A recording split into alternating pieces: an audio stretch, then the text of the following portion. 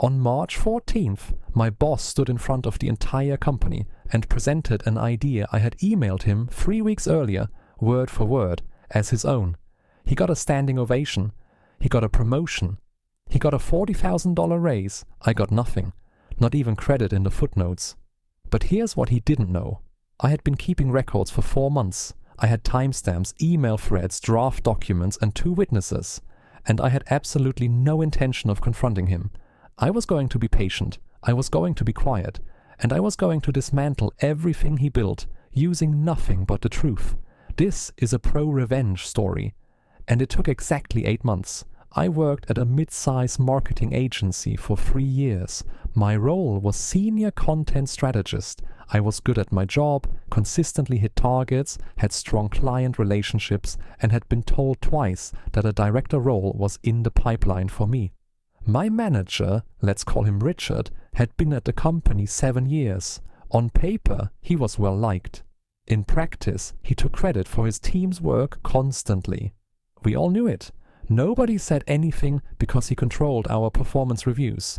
In January, I developed a full content automation framework, a system that would cut the agency's production time by 35% using AI tools. I spent 6 weeks building it. I documented everything. I sent it to Richard in a detailed email with a 22-page proposal attached. His response? Interesting. Let me think about how to position this upward.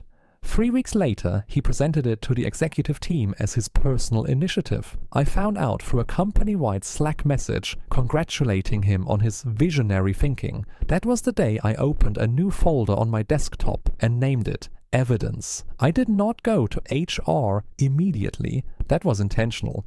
HR protects the company, not the employee. If I walked in with an accusation and no airtight case, Richard would spin it, I'd be labeled difficult, and my days would be numbered. Instead, I did 4 things over the next 8 months. 1. I compiled a complete timeline. Every email, every Slack message, every document with creation timestamps. My original proposal had metadata showing it was created on January 8th. His presentation was delivered February 3rd. Same structure, same data, 7 identical bullet points. 2. I quietly spoke to 2 colleagues who had been in the room when I briefed Richard on the concept. Both agreed to write statements. Neither knew about the other. 3.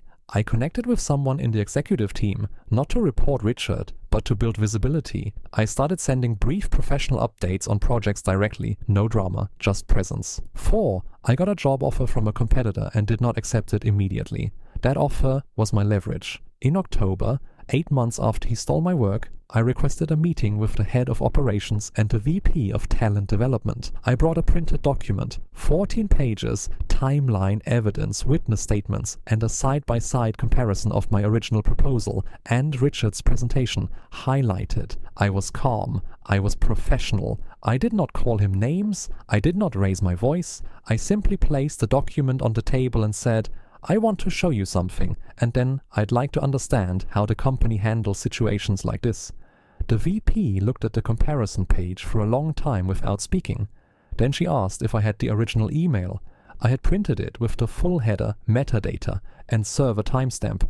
The meeting lasted 2 hours. I answered every question calmly and let the evidence speak. Richard was placed on administrative review the following week. 3 weeks later, he resigned to pursue other opportunities.